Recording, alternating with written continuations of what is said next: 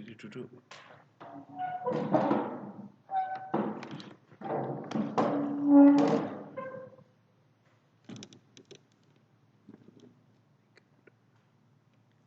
Assalamualaikum warahmatullahi wabarakatuh. Jumpa pertemuan hari ini dengan Bunda Ida di materi yang pertama, materi surat Al-Kafirun di kelas 6 semester 1. Nah, kita apa saja hari ini yang target kita belajarnya? Yang pertama, kakak memahami tulisan surat Al-Kafirun dan artinya, kemudian dan tahu sejarahnya. Nah, di dalam surat Al-Kafirun, kita nanti sambil kakak menyimak di PowerPoint-nya, itu terdiri dari 6 ayat, kakak sudah tahu, kemudian termasuk golongan makiyah, karena diturunkan di Makkah dan sebelum Rasulullah hijrah, itu sudah turun surat Al-Kafirun ini. Kemudian surat Al-Kafirun diturunkan sesudah surat Al-Ma'un pada urutan nomor 109 di dalam Al-Quran pada proses penurunannya. Kemudian Al-Kafirun artinya orang-orang kafir. Nah, kemudian apa sih sejarah dan kandungannya di dalam Al-Quran? Itu surat Al-Kafirun itu menerangkan tentang ketegasan kita dalam beragama. Karena di Indonesia adalah negara yang plural atau bermacam-macam agama, ada 6, kita wajib untuk melakukan sikap toleransi atau tasamuh. Nah, di sini pembatasannya di dalam surat Al-Kafirun ini. Kemudian dalam menjalankan Islam atau ketika berdakwah juga ada aturannya di dalam surat Al-Kafirun. Kemudian sikap toleransi sesuai ada takarannya. Jadi kita diharapkan untuk bertoleransi atau bertasamuh kepada siapa saja, tapi ada batas-batasannya khusus. Nah, tasamuh atau sikap tenggang rasa itu ada banyak manfaatnya jika kita mengembangkan. Yang pertama adalah menjaga hubungan persaudaraan. Jadi Indonesia sebagai negara yang ada bermacam-macam agama, kakak misalnya hidup di desa, di perumahan yang punya tetangga lain agama kita, itu dengan sikap tasamuh ini menjadi hubungan kita bisa terjalin kekeluargaannya dan terhindar dari sikap perpecahan antar umat, karena berbahaya kalau seandainya kita masing-masing mengedepankan ego kita sendiri-sendiri. Kayak dulu pernah terjadi di daerah Madura di Sampit, itu ada perpecahan antara suku Sampit dengan suku Dayak. Nah, kemudian urusan yang dihadapi menjadi lebih mudah kalau kita mengedepankan sikap tasamuh. Kemudian yang ketiga, kesulitan yang dihadapi mudah untuk diselesaikan dengan sikap kita bertasamuh. Sehingga lingkungan desa kita, rumah kita menjadi aman, tentram, dan damai tanpa ada ancaman apapun jika kita mengedepankan sikap tasamuh yang tinggi. Apalagi kita sebagai warga Nahdliyin di dalam materi aswaja juga sudah banyak dikembangkan sikap tasamuh. Kemudian mari kita baca bersama-sama, nanti juga ada videonya. Kita melafalkan surat Al-Kafirun, ayo kita baca bersama-sama. Bismillahirrahmanirrahim. Qul ya ayyuhal kafirun. Ini harusnya nanti ada layar panjang ya kak, cuman ini belum ada. Ayat 2, la a'budu ma ta'budun wala antum ma'abiduna ma a'bud wala ana 'abidum ma abattum wala antum ma'abiduna ma a'bud lakum dinukum waliyadin. Shadaqallahul azim. Nah, kita coba pahami per kata di dalam ayat dengan menyambungkan artinya supaya mempermudah maksudnya. Pada ayat 1, Ul ya ayyuhal kafirun, ul artinya katakanlah. Ya ayyuha, hai orang-orang, al kafiruna, orang kafir.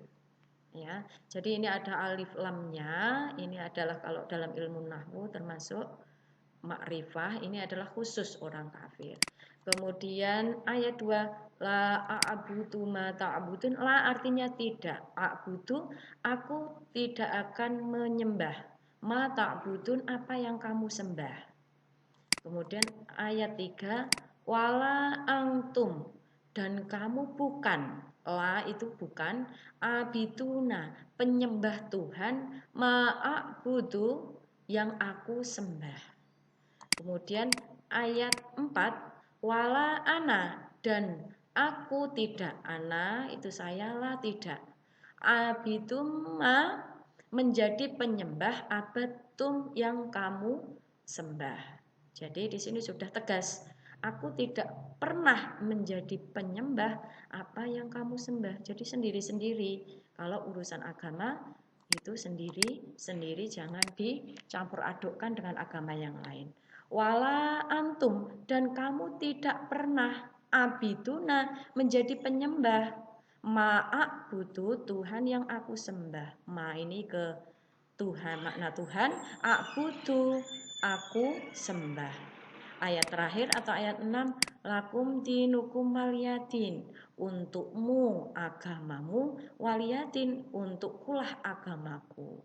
Jadi agama kamu juga untuk kamu, agamaku untuk agamaku. Jadi di dalam surat Al-Kafirun ini kita tidak boleh memaksakan kepercayaan atau agama dari masing-masing kita. Biarkan dia sudah punya agama sendiri, ya sudah, dia taat sesuai keyakinannya. Kemudian kita agama Islam pegang teguh sesuai dengan ajaran kita. Nah, kemudian setelah kakak pahami dari ayat dengan artinya, kakak juga harus tahu sebab turunnya ayat atau istilahnya asbabun nuzul. Ya, jadi sebab turunnya ayat Al-Qur'an di dalam surat Makkiyah ini apa sih ceritanya? Dulu waktu itu Nabi Muhammad itu mau diajak untuk bertukar keyakinan misalnya, dan bertukar untuk ke tempat ibadahnya masing-masing. Dan orang Quraisy waktu itu bujuk pamannya Abu Thalib untuk menghentikan dakwahnya, kemudian nanti supaya Nabi Muhammad itu mau ditawari harta, jabatan, dan lain sebagainya. Kemudian Rasulullah menjawab, wahai paman, seandainya matahari ada di tangan kananku dan bulan ada di tangan kiriku, aku tetap tidak akan berhenti berdakwah. Nah, itu pendirian teguh dari Rasulullah bahwa apapun yang namanya keyakinan ataupun ketauhidan itu tidak bisa dipengaruhi dengan hal apapun. Nah, begitu juga dengan kakak nanti setelah paham surat Al-Kafirun, perilaku apa saja sih yang kita kembangkan? Yang pertama adalah kita punya agama, kita pegang teguh sesuai dengan keyakinan kita, orang lain biarlah memegang teguh keyakinannya dia. Jadi Tuhan kita adalah Tuhan Allah, Tuhan dia, ya biarin dia sendiri.